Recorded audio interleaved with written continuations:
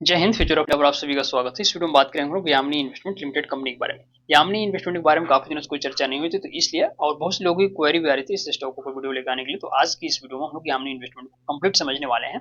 जिसका पहले से इन्वेस्टमेंट है उसके बारे में भी आगे की रणनीति क्या होगी मैं बताऊंगा। और कोई नया अगर इसमें बाई करना चाहता है जो अभी तक इसमें बाई नहीं कर पाया है, हालांकि बाई तो करना ही चाहिए, स्टॉक आपके पोर्टफोलियो में ये होना ही चाहिए। क्यों होना चाहिए ये भी मैं आपको बताऊंगा। तो किस लेवल पे इसमें बाई करना सही रहेगा यह भी मैं आपको बताने वाला हूँ।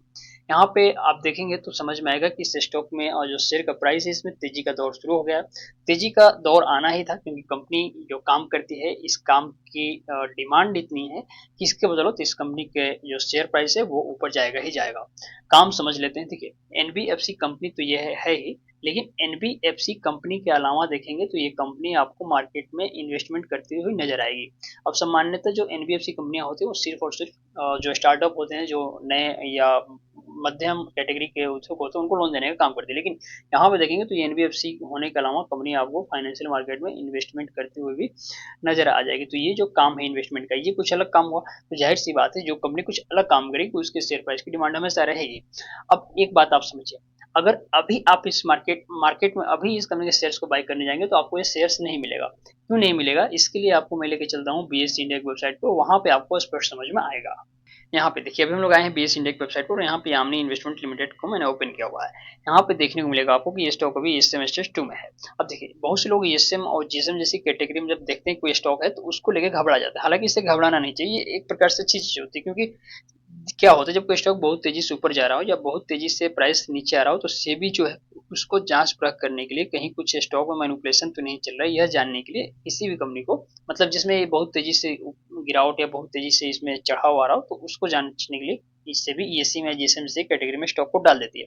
यानी कि सेबी के अंडर में है भी स्टॉक, सेबी का जांच पर चले तो इसलिए तब तक इसमें कोई मैनिपुलेशन होने के चांसेस नहीं। तो ये एक प्रकार से अच्छी चीज हुई। अब समझिए नोटिफिकेशन में यहाँ पे देखेंगे तो आपको देखने को मिलेगा कि स्टॉक इन दिनों लगातार अपर सर्किट में चल रहा है। आज के डेट में भी स्टॉक देखेंगे तो अपर सर्किट में लगा है। जब जब अपर सर्किट लग रहा है आप देखेंगे स्टॉक का वॉल्यूम तो बढ़ ही रहा है।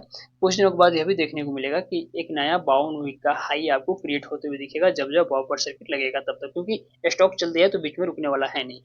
तो हम सभी जानते हैं कि जब जब स्टॉक में अपर सर्किट लगता है तो उसमें सेलर्स होते नहीं है। इसलिए यदि कोई व्यक्ति अभी बाई करना चाहेगा इस कंपनी के शेयर्स को तो इस कंपनी के शेयर्स आपको नहीं मिलेंगे। इसके लिए आप बेशक एमओ ऑर्डर लगा के ट्राई कर सकते हैं लेकिन मिलने के चांसेस फिर भी थोड़े कम रहेंगे। तो इसलिए पहले से जिसका इन्वेस्टमेंट है, इसलिए मैं कहता हूँ जब स्टॉक का प्राइस नीचे आ रहा हो तब आप बाई कीजिए, घबराइए नहीं। अगर स्टॉक में दमखम है तो स्टॉक का प्राइस ऊपर जाएगा ही जाएगा। लेकिन बहुत से लोग जब प्राइस बढ़ने लगते हैं तब बाई करना चाहते हैं। यहाँ पे डेप्थ में देखेंगे तो यहाँ पे सिर्फ और सिर्फ बायर्स ही हैं।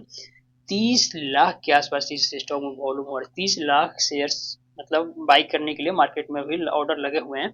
जबकि यहाँ पर देखेंगे तो सेलर्स की संख्या सिर्फ 13,000 के आसपास है। तो जाहिर सी बात है सबको शेयर्स मिलेगा नहीं और फिर से स्टॉक अपर सर्किट में आराम से भागते रहेगा। यदि बात करें इस कंपनी के फंडामेंटल्स की तो देखिए काम तो बढ़िया है ही, इसके अलावा कंपनी का जो फंडामेंटल यह भी बढ़िया है। तकरीबन 100 करोड़ के आसपास कंपनी का मार्केट कैप पहुंचने वाला है। और यहाँ पे देखेंगे तो कंपनी का जो रिटर्न ऑन इक्विटी जो आरओसी है यह भी ठीक ठाक है, यानी कि माइनस में नहीं है तो ठीक ही है। और शेयर प्राइस चार्ट पे देखें तो आपको स्पष्ट देखने को मिलेगा कि यहाँ पे कहीं ना कहीं डब्ल्यू टाइप का फॉर्मेशन होते हुए दिख रहा है। और यदि थोड़ा बहुत भी टेक्निकल एनालिसिस आप जानते हैं तो आपको ये समझ में आएगा कि जब भी डब्ल्यू का फॉर्मेशन होता है तो स्टॉक का क्या होता है, प्राइस ऊपर जाता है। क्योंकि यहाँ पे देखिए ये इसके लिए एक रेजिस्टेंस का काम करेगा 1 रुपये 80 पैसा। तो यह जो 1 रुपये 80 पैसा का लेवल है इसके लिए एक रेजिस्टेंस का काम करेगा जिसको ये इजिली ब्रेक कर देगा। क्योंकि इन दिनों स्टॉक आपको अपर सेगमेंट में चलते हुए दिख रहा है जैसे कि मैंने आपको बताया। तो इसको इजिली ब्रेक कर देगा। जैसे इसको एक बार ब्रेक करेगा तो स्टॉक का प्राइस जो प्रीवियस हाई है 2 रुपये 40 पैसा इसको भी बहुत तेजी से ब्रेक कर देगा। और 2 रुपये 40 पैसे को ब्रेक करने के बाद आप सभी जानते हैं कि लगभग इसके डबल जाने का दमखम रखता है। तो यानी कि आराम से आपको 6-7 रुपए तक स्टॉक का प्राइस शॉर्ट टर्म में जाते हुए दिखेगा। तो अब मान लीजिए कोई नया व्यक्ति इसमें अगर पैसा लगाना चाहते हैं तो वो क्या करेगा, जैसे ही इस स्टॉक का प्राइस 1 रुपये 80 पैसा के ऊपर निकले या 2 रुपए के ऊपर निकले यहाँ पे आप बाई कर सकते हैं। हालांकि बेशक थोड़ा महंगा पड़ेगा लेकिन कंफर्मेशन के साथ उठाएंगे तो आपको ज्यादा वेट नहीं करना पड़ेगा, आपका पैसा जल्दी इसमें बन जाएगा। बाकी कोई एवरेजिंग करना चाहता है तो अभी एवरेजिंग कर सकते हैं, एवरेजिंग करने के लिए सही समय है। हालांकि मेरे कहने पे कुछ मत कीजिएगा, अपनी सोच समझ कर ही इसमें पैसा आप लगाएंगे। दूसरी बात, पैसा लगाना इसलिए भी इस स्टॉक में जरूरी है क्योंकि कंपनी के जो आप फंडामेंटल देखें तो समझ में आता है कि लगातार इस कंपनी के जो सेल्स है, सेल्स आपको इंक्रीज होते हुए दिख रहे हैं। यहाँ पे देखेंगे सितंबर क्वार्टर रिजल्ट है, इसमें सबसे ज्यादा अभी तक का हाईएस्ट सेल्स कंपनी का हुआ है। क्योंकि ये जो कंपनी है सिर्फ काम ही नहीं करते, काम की बदौलत कंपनी के अन्य भी एक्टिविटीज हैं जिसके बदौलत लोगों का भरोसा इस स्टॉक पे है। कंपनी का सेल्स यहाँ पे आपने देखा कि बढ़ा है। हालांकि प्रॉफिट में देखेंगे तो लगातार कंपनी का प्रॉफिट भी यहाँ पे बढ़ा है। मैं नेट प्रॉफिट की बात कर रहा हूँ, जो टैक्स वैक्स देने के बाद कंपनी के पास बचता है। सितंबर क्वार्टर रिजल्ट में यानी क्वार्टर 2 के रिजल्ट में जबरदस्त प्रॉफिट हुआ है, क्योंकि सेल्स भी जबरदस्त हुआ है। हालांकि पैसा कंपनी कमा रही है तो इसका सदुपयोग भी कंपनी कर रही है, और इसी की बदौलत कहीं ना कहीं कंपनी का जो देखेंगे तो डेप्थ भी इस बार, सॉरी, जो बोरोइंग होता है, जो कर्जा होता है, ये भी थोड़ा सा बढ़ते हुए दिखा है। हालांकि अच्छी बात है कि रिजर्व पैसा भी कंपनी का इसके साथ में बढ़ा है, तो बहुत बड़ी कोई चिंता की बात नहीं। कंपनी अभी तक डेप्थ फ्री थी।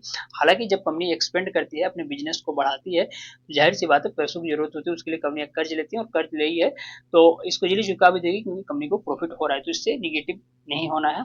इसके अलावा अच्छी बात है कि कंपनी में इन्वेस्टर्स की मात्रा ठीक ठाक है। यहाँ पे देखेंगे तो प्रोमोटर्स तकरीबन 8.7% के आसपास है, जो कि पिन स्टॉक में तो होते ही नहीं है, लेकिन यहाँ पे है, यह भी बढ़िया बात है। साथ में थोड़े बहुत डीआई की हिस्सेदारी है। ओवरऑल बात यह है कि यामिनी इन्वेस्टमेंट लिमिटेड जैसी कंपनी में आपका इन्वेस्टमेंट बनता है। ये स्टॉक आपको पोर्टफोलियो में होना चाहिए। नहीं है तो अच्छा लेवल देख के जरूर बाई करने की कोशिश कीजिएगा। जो भी कीजिएगा अपनी सोच समझ एनालिसिस की बदौलत कीजिएगा। मुझसे जुड़कर बातें करना चाहते हो तो आप मुझको इंस्टाग्राम पे फॉलो कर सकते हैं। इंस्टाग्राम पे मैं सबको पर्सनली गाइड करता हूँ क्या करना है, कब कैसे करना है। आप मुझको इंस्टाग्राम पे फॉलो कर सकते हैं। मिलते हैं अगले वीडियो में, तब तक के लिए जय हिंद।